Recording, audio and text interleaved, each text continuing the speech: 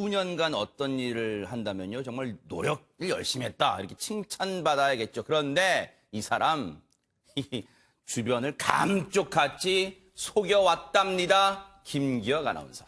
네, 평범해 보이는 한 남성이 있습니다. 그런데 일상생활에서는 평범하고요. 서류상으로는 평범하지 않았습니다. 아하, 무슨 네. 얘기일까요? 네. 관련 자료를 보면서 좀 설명을 드릴게요. 네네. 네, 이 운전자가 화물차를 운전하면서 네. 이 사진이 등장을 하는데요. 네. 능숙하게 운전도 하고 주차도 완벽하게 해냅니다. 네네. 네. 그리고 뒤에 이어서 이 네. 운전자 서류 작성하는 사진도 나오는데요. 네. 예. 운전을 하는 모습이고요. 네. 전혀 문제가 없어 보이죠. 그리고 한 경찰서의 민원실로 들어서는 이 남성. 아, 조금 전에 그 조그만 화물차 운전하시는 분이에요, 이분이? 네, 맞습니다. 그 운전하던 분이세요. 네네. 그 민원실로 와서는 전혀 문제 없이 또 네. 서류도 작성을 합니다. 네. 그런데 이 저기가 남성. 경찰서 민원실 같아요, 지금 보니까요. 예, 경찰서 네. 민원실입니다. 네. 그러니까 제가 처음에 설명을 해드렸듯이 평범해 보입니다. 네. 그런데 이 남성 사실 1급 시각 장애를 갖고 있었습니다. 네. 1급 시각 장애 교정 시력이 0.02 이하인 사람으로 네. 예, 눈앞에 있는 것만 겨우 보이는 정도거든요. 네. 아니, 그러면 네. 김윤희 프로파일러님, 조금 전에 김기혁 아나운서가 설명할 때, 지금 김기혁 아나운서 뭐가 착각하는 거 아닌가 생각 드는 게, 조금 전에 그 화물차 운전했다면서 이 사람이요. 아, 그러면 진짜 못해야 되잖아요. 네네. 근데 이 사람이 가짜 시각 장애인이었던 겁니다. 아, 그래요? 네, 2005년도에 한 부산에서요, 1급 시각 장애인 판정을 받는데요. 네. 이때 눈 안쪽에 그 심각한 황반 변성이라는 진단을 받습니다. 아하. 보통 이랬을 때는요, 시각 장애가 온다고 합니다. 가까운 네. 사물도 거의 구별하지 못할 정도였는데요. 네. 이 사람 좀 특이한 케이스였던 겁니다. 그런 아하. 황반 변성이라고 하더라도 이제 시각을 볼 수 있는 거죠. 안경을 쓰게 되면요. 아. 근데 이 사람이 나 눈이 안 보입니다. 이렇게 속여가지고 이제 1급 장애인 판정을 받은 겁니다. 네. 그러기를 정말 수년 동안 그 1급 시각 장애인 행세를 해온 건데, 최단비 변호사님, 그러면 이 사람이 무려 8년 동안 이렇게 행세를 해온 이유가 있을까요? 이유는 바로 장애인 보조금을 받기 위해서였습니다. 이 시각장애 1급 판정을 받으면 장애인 보조금을 받을 수가 있는데요. 어허. 1급 시각 장애인들에게는 매달 100만 원 가량의 장애 수당이 나옵니다. 많네요. 그렇기 네. 때문에 이 사람이 본인이 안구 질환으로 시각장애 1급 판정을 받은 후에 이것을 알게 된 거예요. 그래서 관련 서류를 구청 등에 제출을 해서 네. 8년간 1급 시각장애 이렇게 인해인 것처럼 행세를 해서요. 네. 무려 받은 장애 연금만 1억 2천여만 원에 이릅니다. 세상에. 제가 참고로 황반변성이 뭔가 방송 전에 찾아왔는데요. 읽어드릴게요. 눈의 안쪽 망막 중심부에 위치한 신경 조직을 이제 황반이라 한다는 거예요. 그런데 이게 기능이 떨어지면은 시력이 감소되고 심할 경우에는 시력을 완전히 잃게 되는 그런 병이라고 합니다. 그런데 이 사람이 눈앞에 있는 것만 볼 수 있는 그런 사람이었는데 1급 시각장애인 판정을 받았대요. 그래서 보조금까지 지금 조금 전에 최단비 변호사님 말씀처럼 보조금을 꿀꺽 챙긴 거예요. 그런데 김기혁 아나운서, 그러면 네. 이 사람이 앞서 이 보신 것처럼 그 화물차 운전만 한 거예요? 아니면 다른 건 안 한 거예요, 그러면? 아까 그 사진에서 화물차 운전을 했잖아요. 네네. 그 화물차 운전을 하면서 방충망 설치도 하고 노점상도 하면서 정상적인 생활을 이어갔다고 다 해요. 한 거예요, 그러면? 다 했습니다. 그러니까 아. 근데 과연 이 면허증은 어디서 났을까요? 네. 면허증이요? 질문을 드린 저한테 거였습니다. 질문 예. 주신 거죠? 네. 저한테 면허증 있냐 물어보신 게 아니라. 네. 아하, 네. 어디서 났습니까? 면허증 어디서 난 거예요? 이 면허증은요, 그러니까 이 사람이 장애 판정을 받기 전에 그 전에 따놓은 면허증으로 운전을 하면서 예, 본인의 또 이제 생활도 이어갔던 겁니다. 근데 어떻게 이게 8년 동안 들통나지 않았을까요, 김윤희 프로파일러님? 네, 자신이 잘 숨겨왔겠죠. 근데 보통 생활을 할 때는 1급 장애인 티를 안 냈겠죠. 네. 근데 아주 눈썰미 좋은 시민을 통해서 발견이 됩니다. 그래서 이 시민이요, 그 국민권익위원회에다가 제보를 한 건데요. 네. 아니, 분명 1급 장애인이라고, 시각 장애인이라고 들었는데 운전도 너무 잘하고, 주차도 너무 잘하는 겁니다. 네. 또 아마 계약서라든지 글씨를 쓰겠죠. 네. 근데 필체가 너무 단정하니까 이 사람 아하. 시각 장애인 맞나? 라는 의심을 품고 제보를 하게 된 겁니다. 앞서 경찰서 민원실에 왜 들어왔냐면요. 이 사람이 8년 동안 주변을 잘 속여왔는데 갑자기 자진해서 저 1급 시각장애인이에요. 운전면허를 반납하러 민원실에 들어오는 거예요. 그러니까 경찰에서는 일단은 스스로 반납하겠다니까 일단은 받긴 받는데 뭔가 좀 이상한 거예요. 그리고 주변 분들, 이웃 주민이 이 사람 이상한 사람이 뭔가 속이고 있어요. 제보까지 들어옵니다. 검거 과정에서 또 결정적인 부인할 수 없는 증거까지 드러났다는데요. 경찰 얘기 들어보시고 이어가 보도록 하겠습니다. 일단 권익위 쪽에 그 익명의 제보자가 이제 제보를 했고요. 시각장애인이 아니신데 불구하고 직접 운전을 해가면서 다른 일을 하시는데 권익위에서는 자체 조사를 해보니까 어느 정도 의심이 된다 판단을 하셔갖고 저희 쪽으로 수사 의뢰가 들어왔습니다. 저희 자체적으로 이제 확인한 자료들은 직접 운전하시면서 주차하시는 장면, 그리고 압수한 휴대폰에서 나온 뭐 동영상 등 해왔고 1급 장애인은 아니다라는 생각이 들어서 계속 추궁을 해서 저희 혐의를 입증한 사건입니다. 휴대폰에서 나온 동영상이라는데 이게 증거가 된 거예요? 대체 무슨 영상이길래 그런 겁니까? 네, 이 영상에서 이제 경찰이 증거를 알아챈 부분은요. 네. 동영상에 이 남성이 이제 어디를 갔나 봐요. 네. 놀러 간 거예요. 근데 이제 주변 경치를 찍으면서 네. 목소리가 나옵니다. 아우, 여기 경치 좋다. 예. 이게 너무 잘 보이는 거죠. 본인 눈으로 이제 보면서 감상을 하면서 아유 너무 좋다. 네. 경치 너무 좋네. 네. 이런 말을 한 동영상이 또 네. 확보가 된 거예요. 이거는 김동철 원장님 자기 꾀에 자기가 넘어갔어요, 지금. 이게 그 시각적으로 흥미가 있는 부분에 대해서 네. 인간의 본능은 숨길 수 없습니다. 그래서 사실 시각적 감각이 상당히 중요하다라고 얘기를 하는데 네.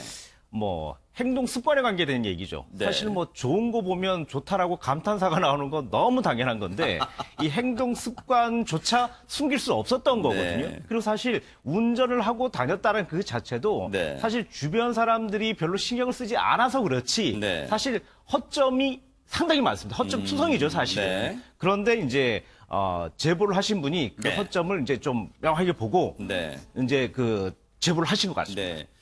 경찰들이 그런 얘기를 합니다. 사실 이 사람은 억세게 운이 좋았던 경우라는 거예요. 원래 이런 황반 변성이 생기면 앞서도 말씀드렸죠. 시력을 거의 잃어서요. 볼 수가 없는데 1급 시각장애자 판정을 받았는데 운이 좋게도 이 교정 시력 안경을 쓰면 생활이 가능했다는 거예요. 그러니까 다른 건 안경만 쓰면 다 생활할 수 있으니까 주변 사람한테 1급 시각장애인이라고 속이고 보조금까지 이렇게 타왔던 거예요. 그런데 이렇게 되면 부정수급하는 사람에 대한 관리도 필요하다. 다 들여다봐야겠다 이런 생각도 듭니다, 지금. 네, 근데 지금 면허를 관리하는 게 도로교통부입니다. 네. 그리고 그 보조금을 관리하는 데는 보건복지부입니다. 네. 서로 교환이 안 되다 보니까 정보 그러네요. 교환이 안 되다 보니까 이런 부분에 허점이 생기는 겁니다.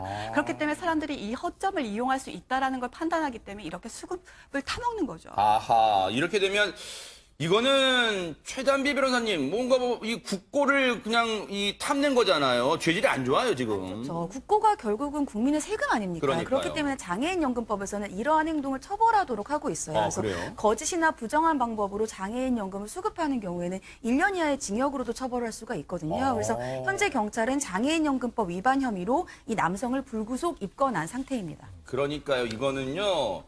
8년 동안 세상에 1억 넘게 챙겼다는 걸 꿀꺽한 거예요. 그러면 우리의 세금도 여기에 다 들어간 거잖아요. 정말 죄질이 안 잡다는 생각이 들고요. 이참에 앞서 우리 김윤희 프로파일러님 말씀하셨지만 이참에 사회적인 시스템도 한번 이렇게 부정한 방법으로 돈을 타먹는 사람 없는지 한번 꼼꼼히 들여다봐야겠다는 이런 생각도 해봅니다.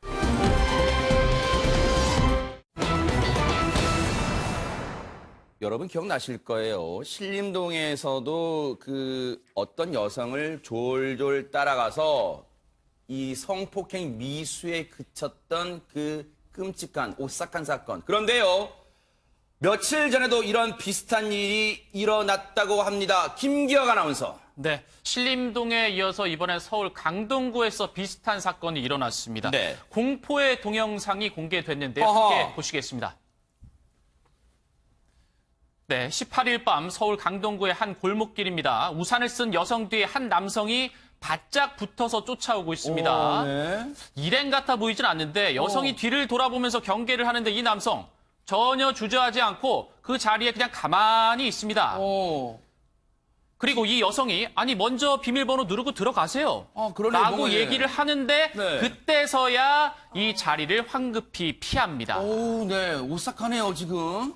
지금 저런 상황에 그러니까 어떤 건물의 비밀번호를 눌러야 들어가는, 저 자체가 집은 아니고 건물의 그 비밀번호 누르는 거긴가 봐, 현관.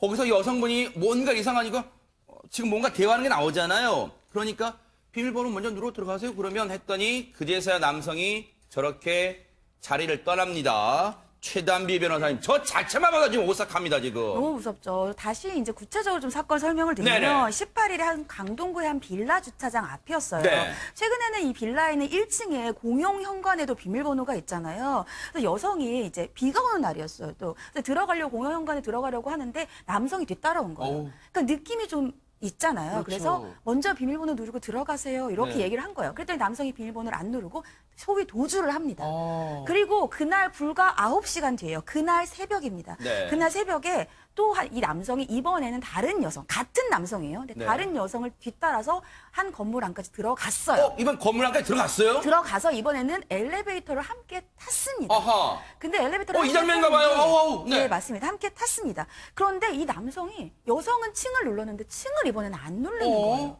다른 층의 확률이 훨씬 높은데 층을 안 누르니까 여성이 왜 층을 누르지 않으세요? 이렇게 물어보는 거예요. 그래서 남성이 아무 층이나 그 여성 밑에 층을 눌러요. 네. 그리고 누르죠, 지금. 네. 누르죠. 그리고 나서 남성이 저 밑에 층에서 내리는데 여성이 아무리 생각해도 이상한 거예요. 그쵸. 그래서 뒤따라서 내리면서 당신 뭐야? 이렇게 뒤따라 내리면 당신 뭐야? 그러네요. 네. 이렇게 물어봅니다. 아하. 그러니까 결국은 이 남성이 여성의 손을 뿌리치고 도망치거든요. 네. 그래서 여성이 경찰에 신고를 하게 된 겁니다. 야, 지금 그러네요. 지금 보세요. 지금 뭐 하는 데 따라온 거예요. 지금 막 보니까 지금 저렇게 보세요. 항의를 하니까 지금 보세요. 도망치러 하니까 이 여성, 아이고 진짜 너무 위험한 순간이에요. 저렇게 제지하는 순간에 정말로 끔찍한 일을 당했으면 어쩔 뻔했어요. 정말 정말로 가슴 철렁한 순간인데 김동철 원장님, 만약에 김기혁 아나운서와 최단비 변호사님 설명 없이 저 영상만 보면은 첫 영상 보면 그냥 뭐 아는 사람 연인끼리 그냥 남성분이 약간 몇 걸음 뒤에서 따라오는 그런 걸로 착각할 수 있겠어요, 진짜.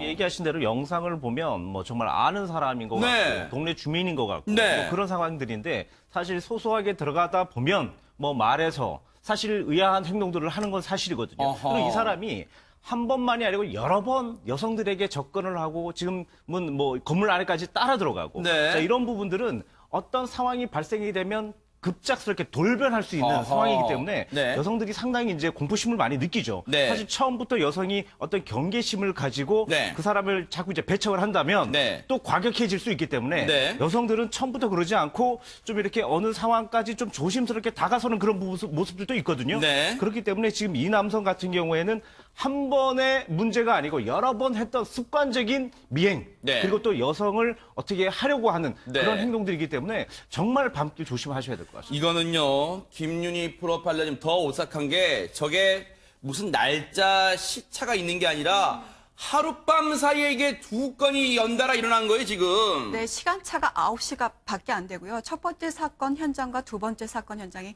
채 100m가 떨어져 있지가 않습니다. 세상에. 실제로요, 저 첫 번째 사건 때 여성분이 저 사람의 얼굴을 봅니다. 네. 그리고 분명히 적극적으로 왜 그러세요? 비밀번호 먼저 누르고 들어가세요라는 적극적인 방어를 합니다. 네. 이랬을 때는 이 피해자가 신고를 할 수 있다는 염려도 분명히 하게 되거든요. 아하. 그렇게 되면 자기에 대한 수사가 들어갈 수 있다는 생각을 위험을 분명히 인지를 하고 있는 부분도 있을 겁니다. 네네. 근데 그 위험이라는 부분에 맞서서 자기가 충동을 억제하지 못할 만큼 네. 이 부분에 대해서 시간 간격을 거의 두지 않고 범행을 하려고 했다라는 거는 자신이 이 부분에 대한 충동을 조절하지 못하고 있다라는 것도 판단할 수 있습니다. 네. 저 놀란 두 분의 여성은 분명히 남성의 행동이 이상하니까 그리고 최근에 그 신림동 사건이 아마 뇌리를 스쳐갔을 거예요. 분명히 신고를 했을 텐데 김기혁 아나운서 혹시 저 남성 잡았습니까? 어땠습니까? 네, 아까 영상에서 보셨던 그 두 여성분이 경찰에 신고를 해 주었고. 잘했어요. 예. 정말 잘했어요. 네. 근데 잡기가 쉽지 않았다고 합니다. 아이고. CCTV를 분석해서 네. 첫 번째 영상과 두 번째 영상이 그 같은 인물인지 확인하는 게 참 힘들었다고 해요. 그래요? 다른 사람일 수도 있으니까요. 네. 근데 동일 인물임을 확인을 하고 네. 주변 탐문을 수사를 이제 시작해서 네. 한 40시간 동안 이제 잠복을 한 끝에 이 남성 본인이 살고 있는 자택에서 검거를 네. 했다고 합니다. 지난 20일 엊그제입니다. 20일 날 이 검거를 했어요. 그런데 어제네요. 어제 그렇죠. 20일이면 어제 검거를 했는데 경찰 조사에 이제 잡혔으니까 순순히 혹시 털어놨을까요? 김기혁 아나운서? 네. 범행 동기에 대해서는 참 황당하게 이야기를 하고 있는데요. 네. 이 남성이 술을 마신 상태였다고 해요. 그러니까 본인이 네. 얘기하기로는 술을 마시고 기분이 좋지 않아서 이 여성을 쫓아가게 됐다라고 이야기를 하고 있습니다. 김동철 원장 이게 말입니까? 막걸리입니까? 무슨 말이에요? 술 먹고 기분 안 좋으니까 여자를 쫓아가요? 좀 습관적이라고 볼 수밖에 없는 게 사람들이 이제 누구나 그렇지는 않겠지만 네. 하나의 어떤 자기에 대한 기분의 감정을 이렇게 합리화하는 그러니까 네. 합리화되는 핑계를 대기도 하거든요. 네. 자, 이 사람은 봤었을 때 습관적 범죄의 유형이 분명히 있는 사람이고요. 네. 이 여성이 만약에 이제 이렇게 밤에 누군가가 쫓아온다면 네. 이 스트레스 상당히 심할 것이고 네. 그러니까 남성에 대한 혐오 그리고 또 유사 상황에 대한 공포도 당연히 느낄 수 있는 부분들이거든요. 네. 그렇기 때문에 이 사람 같은 경우는 한두 번의 문제는 아니다. 네. 지속적으로 할 가능성이 있었고 그리고 또 네. 술만 먹으면 또 했다라고 스스로가 사실 어떻게 보면 네. 털어놓는 얘기가 된 거거든요. 아하. 그렇기 때문에 철저하게 조사를 해봐야 될 것 같습니다. 네. 경찰도요, 죄질이 나쁘다고 생각을 하고 있을 거예요. 경찰 얘기 들어보시고 이어가 보도록 하겠습니다. 네, 신고를 받았습니다. 예. 또 실행동 사건도 있고 그래서 이런 뭐 주거 침입 부분이 좀 강해 보이긴 한데 두 번에 있어서 뭐 그런 행위도 있었고 그래서 피해자 조사 과정에서 그런 부분까지 좀 폭넓게 좀 살펴볼 예정입니다. 최단비 변호사님, 경찰이 아마 당연한 얘기겠지만 이 사람의 과거 혹시 전과 그리고 이 미해결 사건 중에서 혹시 이 사람 연루된 건 없는가 다 들여다보겠죠? 그렇죠. 거기에다가 지금 현재는 주거침입 혐의만 받고 있는데 지금 폭넓게 보겠다고 하는 것이 성폭력 특별법에 따르면 이 성적인 목적으로 불특정 다수인이 있는 공공의 장소에 침입을 하는 경우에는 성폭법 위반이 돼요. 그렇기 때문에 과연 이 사람이 이런 여성들을 따라온 목적이 무엇인가? 이것이 성적인 목적이 있었는가를 이제 봐야 됩니다. 근데 경찰이 말씀하신 것처럼 이렇게 성적 목적을 보기 위해서는 기존에 있었던 전과들이라든지 아니면 연루되어 있었던 다른 사건 거기에다가 이 사건을 특히 또 성적 목적을 입증하기가 쉬운 것이 두 개의 사건이 연달아서 9시간밖에 차이가 안 나요. 네. 그렇기 때문에 이런 것들을 봤을 때에는 이제 성적인 목적에 대해서 추가적으로 조사를 하겠다 이러한 입장입니다. 그리고요, 김윤희 프로파일러님, 지금 이제 두 여성분의 적극적인 신고로 저 남성을 검거하게 됐습니다만, 저 두 번째 피해를 보신 그 여성분요, 물론 천만다행으로 이 사람 검거됐지만, 저 여성분 하마터면요, 이 남성이 흉기라도 만약에 소지하고 있었다면 직접 제지를 아까 하는 과정이 잠깐 나왔잖아요. 하마터면 정말 큰일 날 뻔했습니다. 네, 이런 경우 만약에 저 사람이 폭력성이 정말 강했다고 한다면 주먹으로 칠 수도 있는 부분이에요. 그러니까요. 그럴 때는 진짜 112로 신고를 하시고요. 인상착의라든지 이런 CCTV 부분에 대해서 확인할 수 있는 부분들이 있으니까요. 그러니까요. 네, 적극적으로 대항하시는 것보다 자신의 안전이 가장 우선입니다. 그러니까요. 저 물론 여성분 잘하신 거예요. 저희가 뭐 비판하거나 그런 게 아니에요. 그래 잘 하셨는데 하마터면 정말 큰일 날 뻔했으니까요. 지금 김윤희 프로파일러님 말씀처럼 적극적 대응보다는 인상착의를 꼼꼼히 메모해 둔다거나 하는 그런 방식이 더 나을 것, 안전할 것 같다는 생각도 해봅니다. 정말로 이 오싹했던 큰일 날 뻔한 사건이었습니다.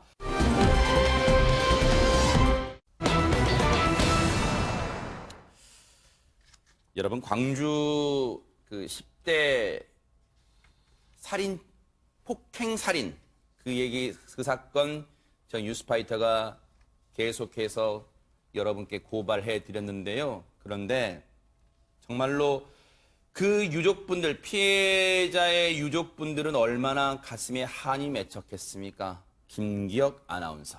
네, 우선 피해자 유족들의 이야기를 들어보기 전에 이 사건에 대해서 간단하게 전말을 말씀해 드리겠습니다. 그럴까요? 네. 네, 지난 9일 광주 북구의 한 원룸에서 10대 소년이 또래 4명에게 폭행을 당해 숨지는 사건이 있었습니다. 이 가해자들은 직업 학교에서 만난 김군을 자신의 원룸에서 살도록 권한 뒤에 3월부터 2달 넘게 괴롭혔습니다. 경찰 조사에서 가해자들은 폭행도 모자라 세면대에 물을 받아서 물고문까지 한 정황도 드러났고요. 네. 이 피해 학생 김군이 아르바이트를 해서 번 돈까지 빼앗고 김군을 폭행하고 조롱하는 내용을 담은 랩을 부르면서 동영상을 찍기까지 했습니다. 네.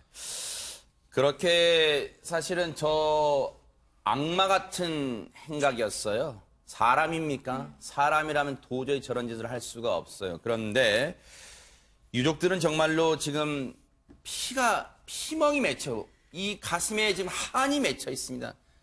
그 유족분들이 어렵게 지금 심경을 얘기하고 계신데, 일단은 그 막내였어요. 이 피해자분이 정말로 단란했던 가정의 막내 아들이었대요. 그런데 이 막내를 보는 그 형과 누나의 이 가슴은 정말로 타들어갈 겁니다.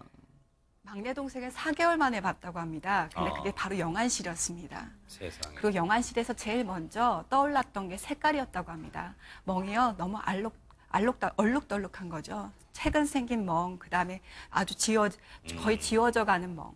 그 처음에 봤을 때 어땠을까요? 근데 다 피고름까지 또 있었다고 네. 합니다. 그래서 처참함이 말로 할 수가 없었고요. 네. 이렇게 동생이 죽어가는 동안 나는 살고 있었구나라는 처참함이 들었다고 합니다. 심지어 부검인이 이런 말까지 했습니다. 지금 그날 폭행이 없어도 사망할 수밖에 없는 상태였다라는 말을 했다고 합니다. 폭력이 얼마나 심했을지, 그리고 그걸 바라보는 가족은 또 어땠을지 마음이 아픕니다.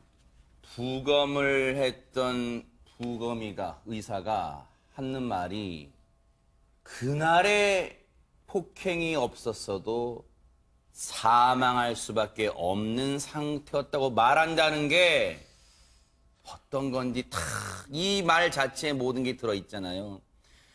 3남매였습니다. 피해자는 3남매 중에 막내였는데 이 피해자의 친형은 정말 울부짖고 있습니다.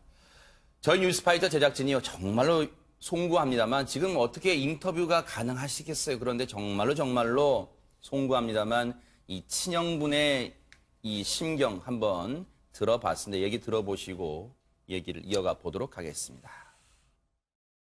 뉴스 봤는데 뭐 사과하는 말도 없고 피해자한테 할 말 있냐, 뭐 그다음에 유족들한테 할 말 있냐 뭐 하는데 아무 말도 안 하고 그냥 갔다고 하더라고요. 반성하는 기미도 안 보이고 뭐 포송하는데 뭐 명품으로 그거 전부 다 도배하고 갔다고 하더라고요. 할 말을 잃었죠. 내 동생이 아니길 바랬죠. 계속 아니길 계속 간절히 빌었죠. 아닐 거야 아닐 거라 하면서. 처음 봤을 때도 얼굴이 완전 제 동생 얼굴이 아니어서 아니구나 생각했는데 다 몸이랑 체형이랑 체격 다 보니 동생이 맞더라고요.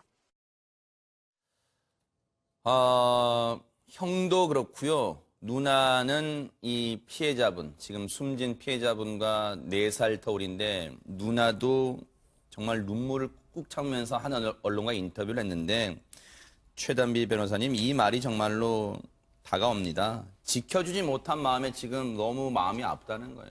그렇죠. 이 가족들은 이러한 사고가 나기까지 동생이 이렇게 고통받았는지를 몰랐다는 거예요. 그렇기 때문에 그게 더 마음이 아픈 겁니다. 네. 근데 몰랐던 건 다 이유가 있어요. 왜냐하면 이 동생이 이제 이 가족이 3남매인데 아버님이 좀 일찍 돌아가셔서 어머니가 이 3남매를 키웠어요. 그래서 형이랑 누나도 일찌감치 취직을 했습니다. 그러니까 동생도 착하게 내가 형과 누나를 따라서 엄마에게 짐을 덜어주기 위해서 일찍 취업을 하고 싶어 했던 거예요. 그래서 본인의 그 고향은 경남인데 연고가 없는 광주의 직업학교로 갔습니다. 세상에. 여기에서 이 악마 같은 가해자들과 인연이 처음 닿게 된 거예요. 네. 근데 이 남동생은 착하게도 바로 학교를 졸업하고 바로 취업을 했어요. 그래서 취업을 해서 그 회사에서 보증금 내줘서 혼자서 살았습니다. 그러니까 가족들은 혼자 살고 있는 줄 알았던 거예요. 이 사건이 벌어지기까지 이러한 가해자들과 함께 산지도 몰랐어요. 그리고 마지막으로 택배를 보내주고 음식 보내준 곳도 혼자 살던 곳이어서 누나도 몰랐던 거예요.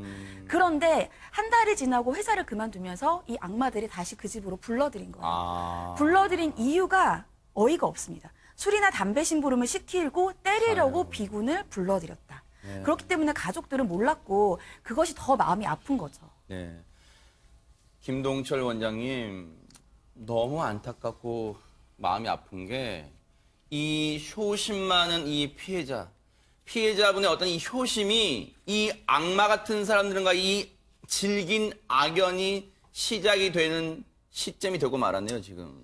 이게 사실 만나지 말아야 되는 그러니까. 상황인데 이렇게 정말 뭐 마음 아프게 이렇게 이제 결과가 나타났는데 이 피의자들이 네. 이게 지금 상당히 큰 문제가 뭐냐면 혼자 폭행을 했거나 이런 부분들이 아니고 집단 폭행을 했단 말이죠. 자, 이 집단 폭행을 하면 죄의식이 분산되기 때문에 본인에 대한 죄의식이 정말 많이 작아집니다. 네. 그렇기 때문에 이런 자체를 사실 피해자에 대한 공감을 하지 않고 놀이에 대한 공감, 네. 놀이에 대한 감흥이 되었기 때문에 이 아이들이 직접적으로 더 많이 구타를 하고 폭력을 저질렀어도 네. 인식이 잘 안 되는 것이거든요. 네. 그래 이런 부분들 때문에 사실 가해자들은 놀이로서 생각을 했던 것 같습니다. 그렇기 때문에 마음이 더욱 아프고요. 네. 얼마나 심하게 가혹적인 행동을 했냐면 뭐 네.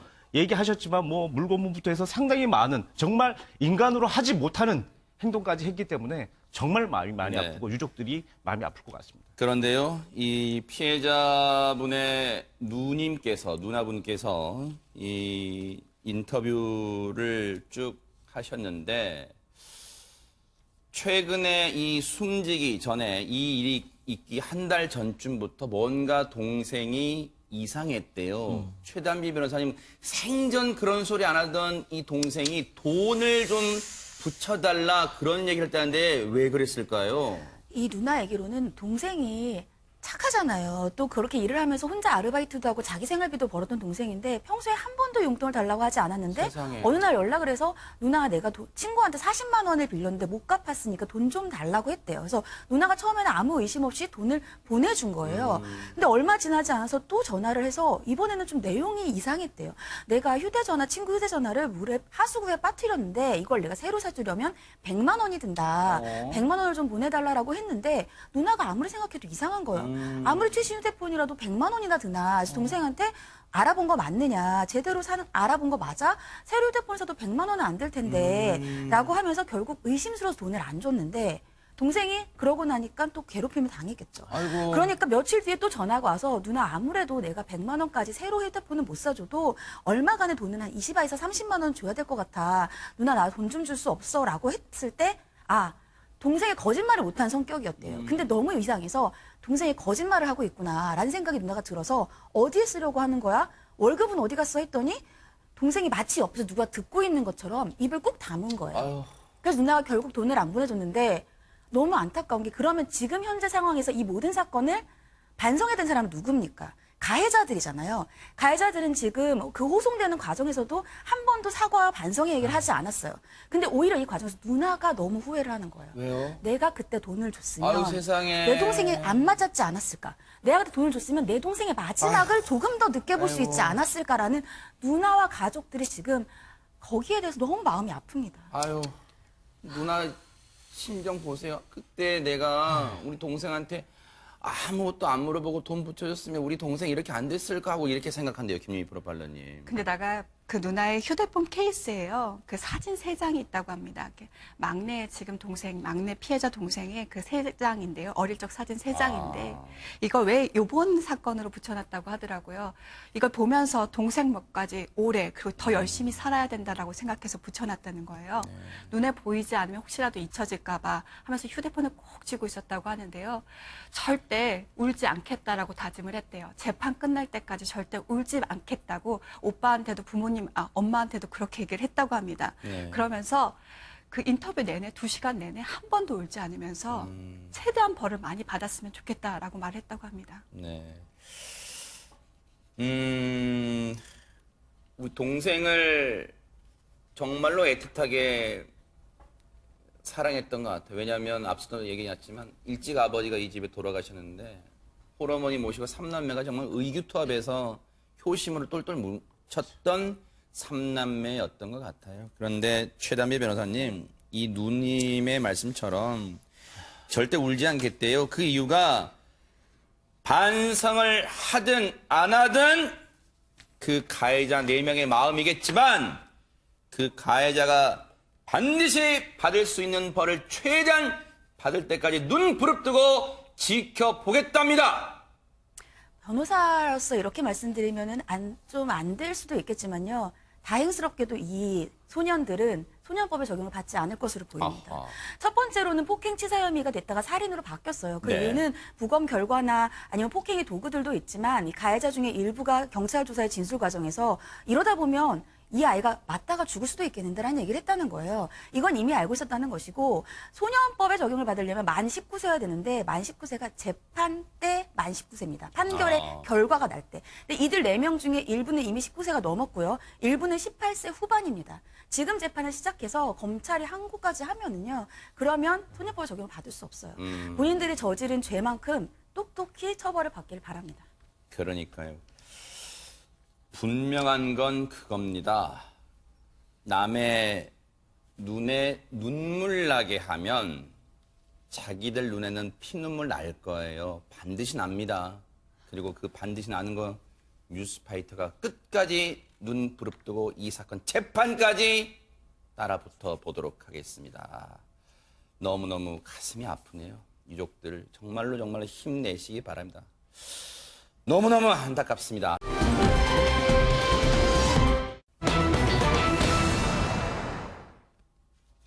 이 유족들의 마음도 지금 새까맣게 다 들어갈 거예요. 김기혁 아나운서. 예, 이번에 고유정이 살해한 전 남편 강 씨의 뼈 조각이 4번째로 발견이 됐습니다. 추정 물질이죠. 예, 네네. 추정되는 물질입니다. 이 증거를 찾기 위해서 경찰이 고군분투하고 있는데요. 네. 지난 19일 오후 5시 반쯤 그 경기도 김포시 고유정 아버지의 명의로 되어 있는 그 아파트 쓰레기 분류한 배관에서 이 A4 용지 한 상자의 한 반 정도 되는 분량의 어떤 그 뼈로 추정되는 물질이 발견이 됐다고 합니다. 그러니까 김포시 아파트라고 하면 여러분도 아시다시피 고유정이 전 남편의 시신을 훼손하고 또 그 시신이 담긴 쓰레기를 버린 것으로 추정이 되는 그 CCTV까지 보였던 곳이거든요.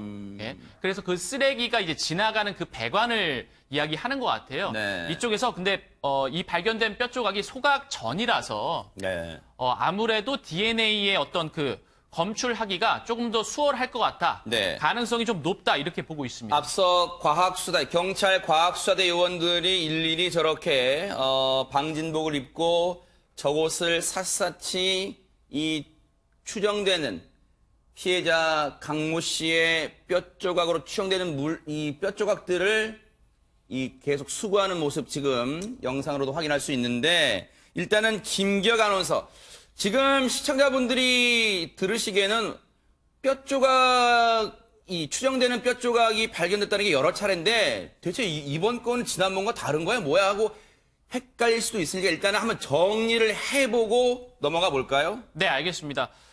일단 4번째라고 제가 처음에 말씀을 드렸는데 첫 네. 번째는 지난 5일이었습니다. 네. 재활용 업체에서 뼈 조각이 발견이 됐죠. 근데 이제 동물의 뼈로 어쨌든 감정이 됐어요. 아, 요건 확인됐잖아요. 예, 그죠? 확인이 네. 됐습니다. 그리고 지난 14일 또다시 재활용 업체에서 이 강 씨의 뼈로 추정되는 물질이 발견되는데 이거는 인천에 있는 곳이죠. 재활용 예, 업체. 맞습니다. 네네. 네, 아직 이 뼈 조각에 대해서는 분석 중이고요. 네. 그리고 그 다음 날 15일 또 소각장에서 발견이 됐죠. 이것도 아직 분석 중입니다. 그리고 네. 이번에 4번째 발견된 겁니다. 네.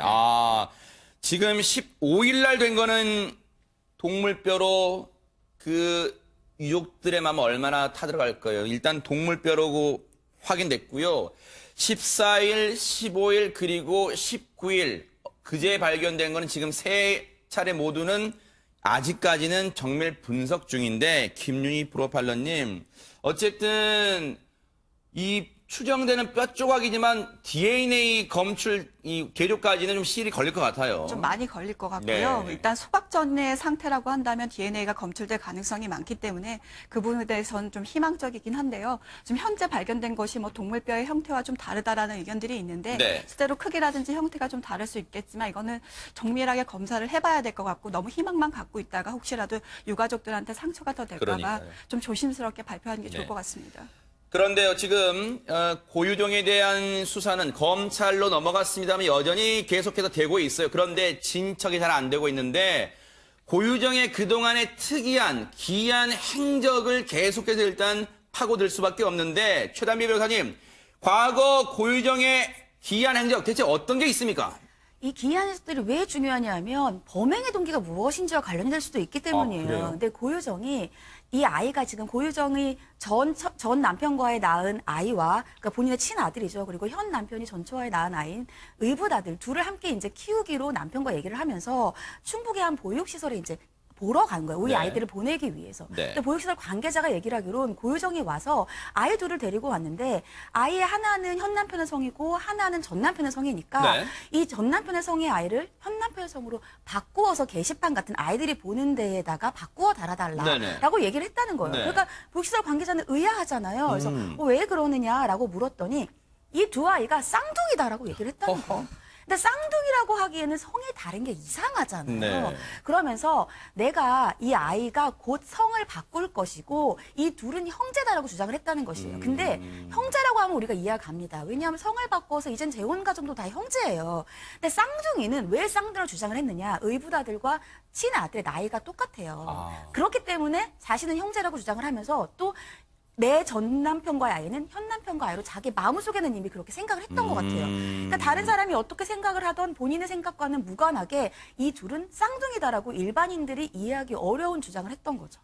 일단은 지금 최단비 변호사님 말씀처럼 김동철 원장님, 일반인들 상식으로는 잘 이해가 안 되는 지금 주장을 펼치고 있네요. 네, 이거는 이제 개인적인 생각이라고 이제 보여질 수가 있는 것 네. 같고요. 이게 이제 동일시하려고 하는 의지, 아이들을 자기의 자식으로 동일시하려고 하는 의지에서 나온 하나의 이제 생각인 것 같습니다. 네. 자, 그런데 이제 모든 사람들이 이제 이렇게 어처구니 없는 어떤 거짓말 같은 네. 이런 상황을 이제 만든 이유들은 뭐냐면 네. 이 친아들에 대한 부분과 이제 의붓아들에 대한 부분들이 따로 분명히 존재하지 않습니까? 네. 현실적으로. 자, 그런데 그걸 하나의 동일시를 만들면서 자기의 위안, 자기의 만족을 가져가기 위한 하나의 형태거든요. 그렇기 때문에 상당히 자기 중심적인 사고가 상당히 큰 사람이다. 이렇게 얘기할 수는 있겠습니다. 어쨌든 지금 보세요. 이 아이 문제도 되게 지금 복잡 미묘해요. 뭔가 이 아이한테 자신의 마음을 투영한 거예요. 뭔가 아이를 사랑해서는 아닌 것 같아요. 뭔가 있어. 이 아이들한테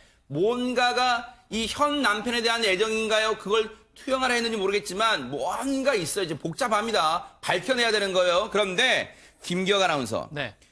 두 사람, 즉 여기서 두 사람이라는 것은 고유정과 전 남편이 이혼하게 된 배경에 그 배경이 아이 때문이라는 주장이 있는데 이게 무슨 말이에요 대체? 네, 맞습니다. 그 아들이 고유정과 전 남편 사이에 있었던 그 아들 때문에 이혼을 좀 한 것 같다라는 주장이 나왔는데요. 네. 이 강 씨 측은 이렇게 이야기를 하고 있습니다. 2016년 2월 설에 그러니까 처가 반대를 무릅쓰고 네. 아들을 친가에 데려간 게 결정적 이혼 사유가 된 것 같다라고 왜요? 말을 했는데요. 네. 그러니까 당시에 이제 아들을 친가로 데려간 것을 놓고 고유정의 가족들과 이제 좀 다툼이 있었다고 해요. 네. 그러니까 그 다툼이 좀 심했는지 고유정의 아버지는 이 숨진 강 씨를 보고 네가 나를 아느냐? 네. 라는 식으로까지 이제 대한 건데 네. 그 정도의 이제 다툼이 있었고 네. 그리고 나서 고유정의 친정 아버지가 그랬다는 거잖아요. 예, 맞습니다. 네. 친정 아버지가 전 남편 강 씨에게 그랬던 거죠. 네가 나를 아냐? 네, 맞습니다. 완전히 무시한 거잖아요, 이거 지금. 네. 그리고 네. 당시에 강 씨는 이제 처가에서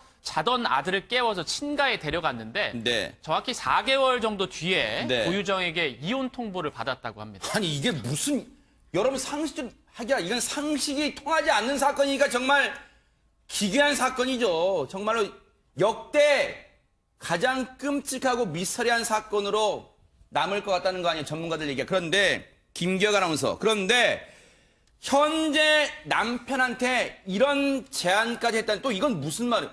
아이 관련 제안이 있는데 무슨 내용입니까 그건? 네. 사망 사건이 발생하기 전인 작년에도 네. 컴퓨터 검색에 이 빠삭했던 고유정이 네. 뭘 검색해서 내게 전송을 해줬다라고 이야기를 했습니다. 네. 그런 사실을 잘 몰랐는데 알고 보니까 친양자 입양에 대한 내용이었다고 말을 했어요. 네. 그러니까 현재 남편이요. 네. 그러면서 친양자 제도를 활용하려면 네. 이 전 남편의 동의를 얻어야 하기 때문에 네. 이건 쉽지 않은 거라고 이제 얘기를 했다고 합니다. 참 근데요 역시 복잡해요. 지금 보세요. 고유정 사건을 파고 팔면 정말로 복잡한 얘기가 다 나오는데 일단 친양자 입양이 뭡니까? 최단비 변호사님. 친양자 입양은 입양의 일종이에요. 네. 근데 입양과는 다른 부분이 있습니다. 입양은 입양을 해서 양자로 들여도 그 양자의 원래 부모들과의 관계가 끊어지지 않아요. 법적 관계가. 근데 친양자 입양은 새로 생긴 제도인데 친양자 입양을 하면 원래의 친부모들과의 관계가 완전 끊기면서 입양한 사람이 자신의 혼인 중에 낳은 진짜 아이처럼 법적으로 인정을 받는 거예요.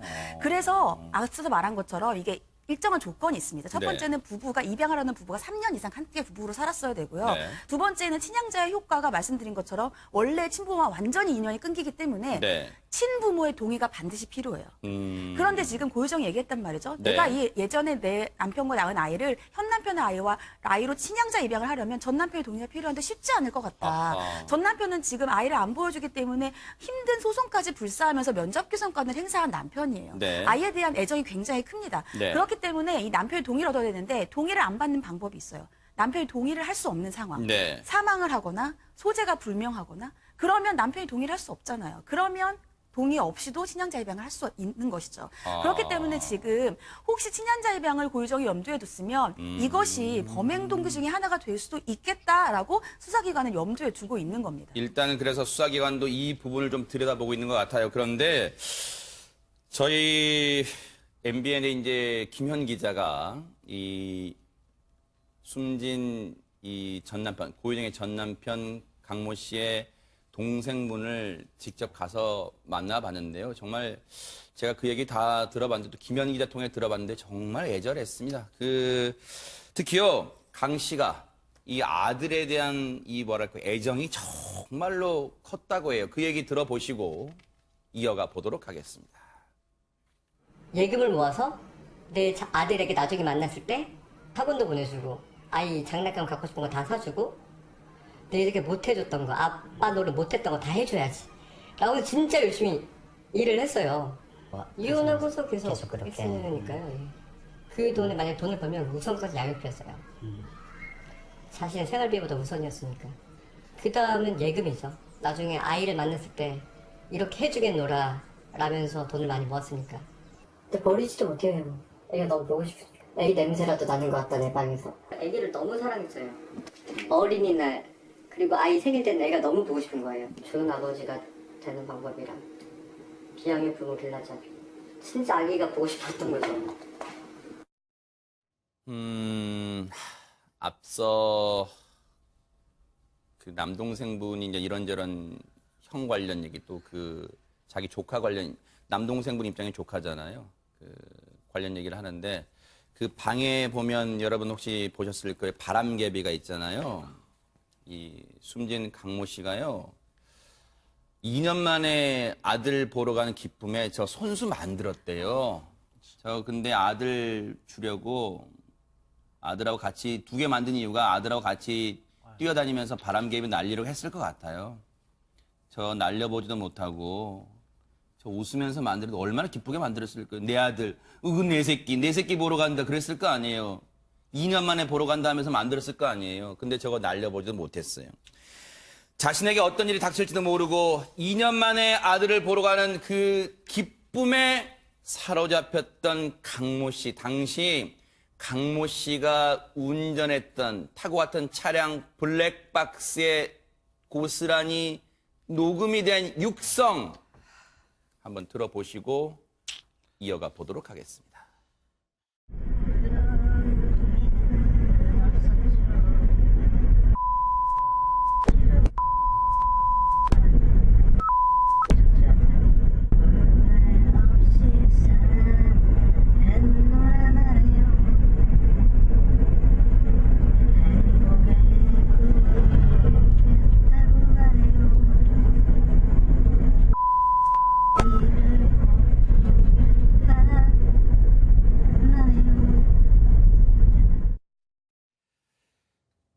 어떤 노래인지는 뭐 여러분 멜로디는 많이 들어보셨을까 아실 거예요. 정말로 저 가사도 그렇지만 진짜로 사랑하는 사람에 대한 애틋한 마음이 담겨 있는 노래잖아요.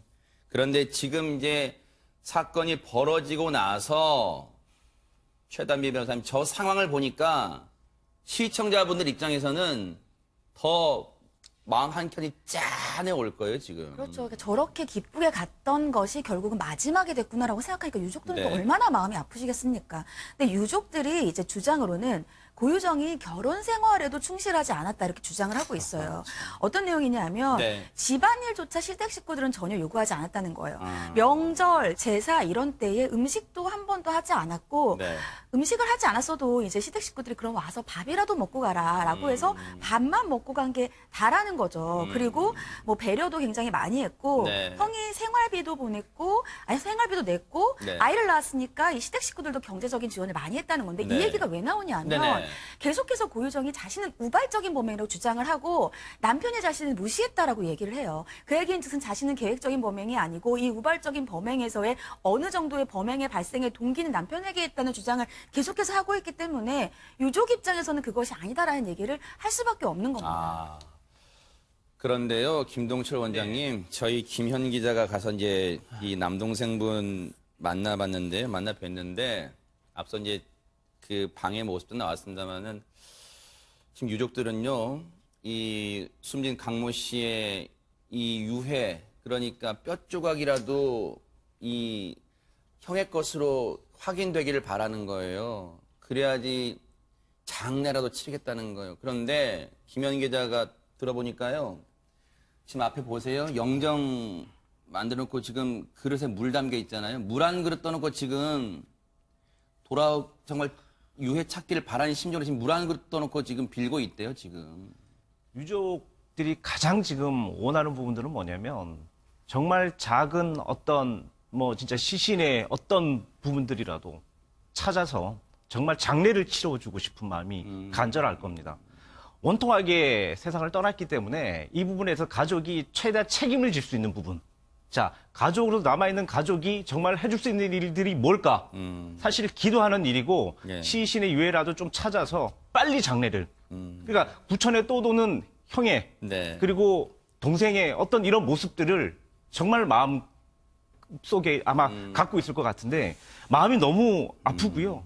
이게 고 씨에 정말 어떤 뭐 원인이 됐을지는 모르겠지만 조사 네. 중에 있지만 어떤 소유 애착에 대한 부분들이 분명히 있을 것 같거든요. 네. 남편을 배제하려고 하는 네. 모습들이 있기 때문에 네. 일단은 여러 가지 정말 마음이 아픈 네. 그런 사건입니다.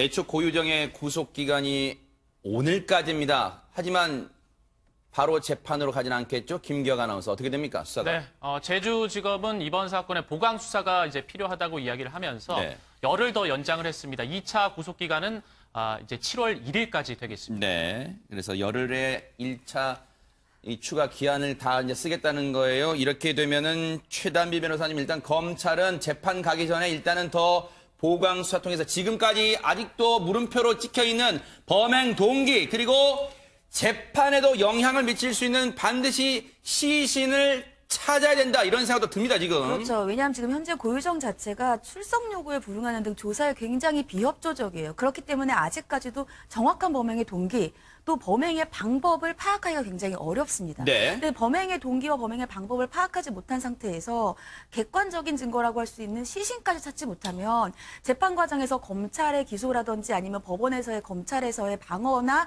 공격이 굉장히 영향을 받을 수가 있어요. 그래서 지금 수사기관은 시신을 조금이라도 빨리 아니면 찾기 위해서 최대한 노력을 하고 있는 그러겠네요. 겁니다. 김윤희 프로파일러님 지금 이 사건이 지금 국민적 관심과 공분을 사는 이유는 고유정의 태도가 너무너무 분노를 일으키기 때문이에요. 그런데 지금 일각에서는 고유정이 혹시라도 감형을 노려서 정신병력을 주장하지 않을까 이런 어떤 걱정 이런 시각도 있었는데 일단 검찰은 그럴 가능성이 낮다 이렇게 좀 보고 있는 것 같아요. 네, 검찰에서는 아마 그런 부분이 수사 과정에서도 뭐 정신병력이라든지 심실상실 같은 기미를 보여야 되잖아요. 네. 근데 수사하는 과정에서도 그게 보이지 않았다라고 얘기를 하고요. 네. 또 제가 봤을 때도 그 고유정 같은 경우 자존심이 굉장히 세고요. 아하. 자기만의 그 방법이라는 것들을 고수하기 때문에 네. 실제로도 심신상실이라든지 정신병력은 주장하지는 않을 것 같습니다. 이제 검찰에게 주어진 시간이 열흘입니다. 그 사이에 정말로 고유정을 올가맬 수 있는 결정적 증거들이 나오기를 뉴스파이터도 간절히 바라면서 이 사건 계속해서 따라붙어 보도록 하겠습니다.